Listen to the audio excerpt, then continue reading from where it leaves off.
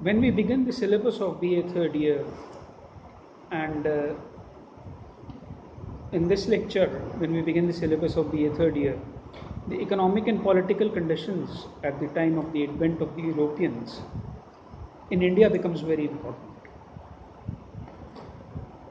The importance lies in the fact was the poor political conditions or the conditions that were conducive for the Europeans can be defined over here. But also we can see the fact that as the time progressed, economic conditions were fairly poor. But first let's come to the political conditions. The political conditions in India at the time of the advent of Europeans was the Mughal Empire was in its epitome. When the British started to began to come over here, they started in the reign of Akbar, then Jahangir, Shah Jahan, Aurangzeb. And as they came over here, Mughal Empire was fairly powerful. But as the time passed, Mughal Empire began to disintegrate. And as Mughal Empire disintegrated, it disintegrated into several states. And there were basically internal reasons for the downfall of the Mughal Empire. With the death of Aurangzeb, the central command had become very weak, and the land that was given as Jagirs to the Mansabdars or the Mansabdari system, where the owners of the land were there, they began to give their independence. Because in the Mansabdari system, there was the Zat and the Sawar rank, where Sawar mattered how many people or how many horsemen a person could employ. And with the passage of time, as the Mughal Empire grew, its weight increased, so did its cost. The expensive wars that were fought by Aurangzeb in the Deccan had led to financial bankruptcy in the Mughal Empire. And to overcome that financial bankruptcy, the British people, the Mughal kings, the later Mughal kings, what they began to do was they began to give out Khalsa land. Khalsa land meaning the land that was owned by the government, and it was given to the people or employees of the government who had served the king well.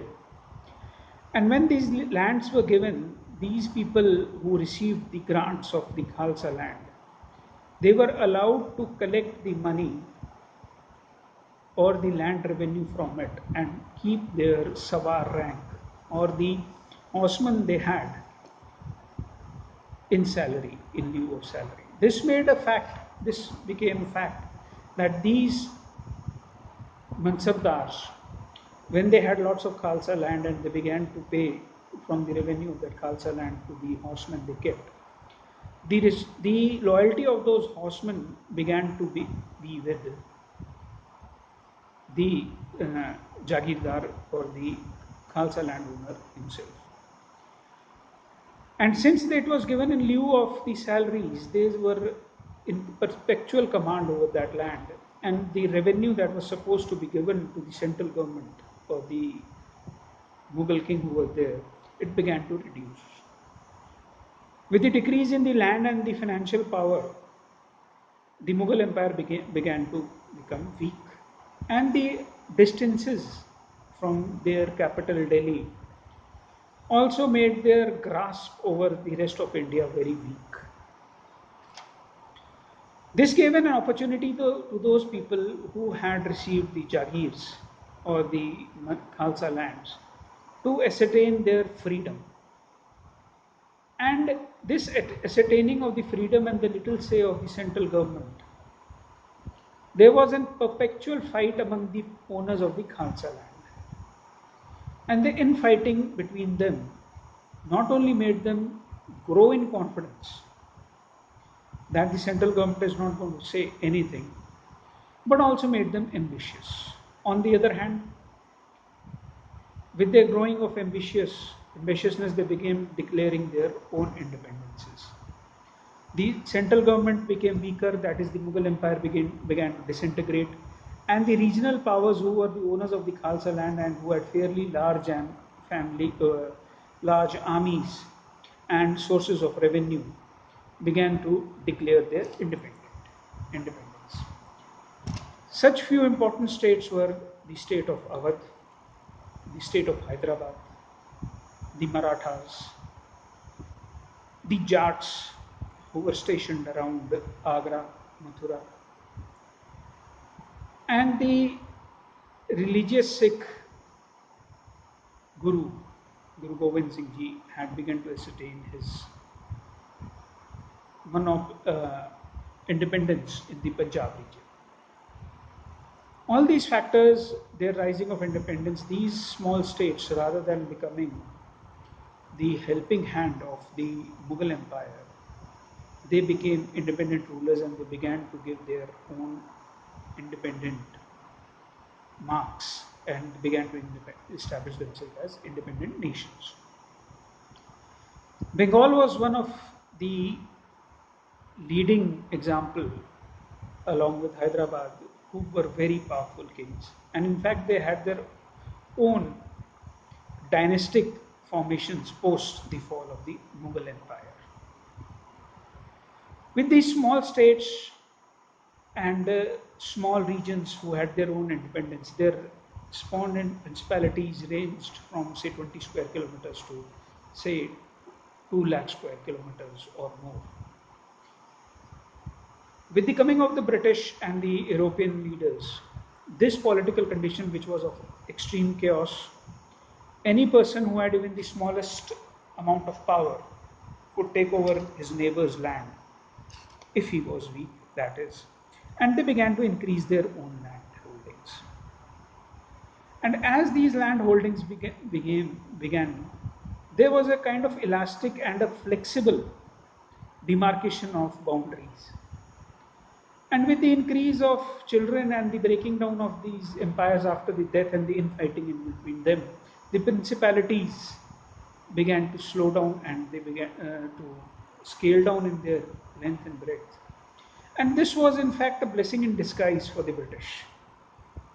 Blessing in disguise for the British was they had to deal with smaller kingdoms or smaller kings or nawabs rather than taking on to the whole big Mughal empire, which was very powerful at the time of, say, Akbar, Shah Jahan or Jahangir or Aurangzeb.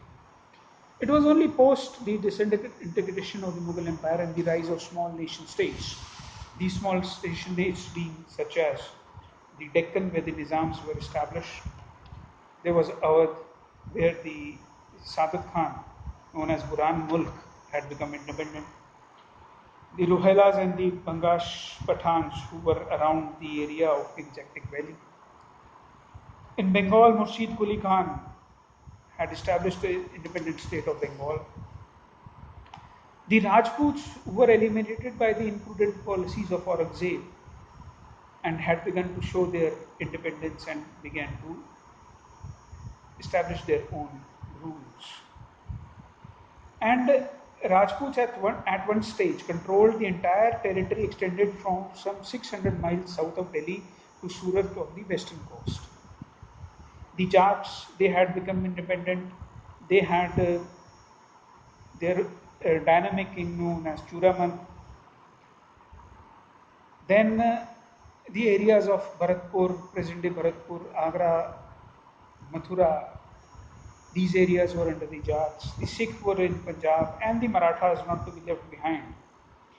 And by Marathas, till the Battle of Panipat, had become one of the most formidable challenges faced by English East India Company. The Northwest was also facing fairly large amount of invasions, such as the invasion of Nadir Shah and Ahmad Shah Abdali till the Battle of Panipat. And these invasions and the small kingdoms were in fact the kind of scenario That was in the times of East India Company, very primeval for them to establish their own rule. But with the East India Company having so much so in front of them, political was not the only position, but we have to see that the East India Company was also facing an advantage in the terms of economic conditions. We will move over to the next lecture.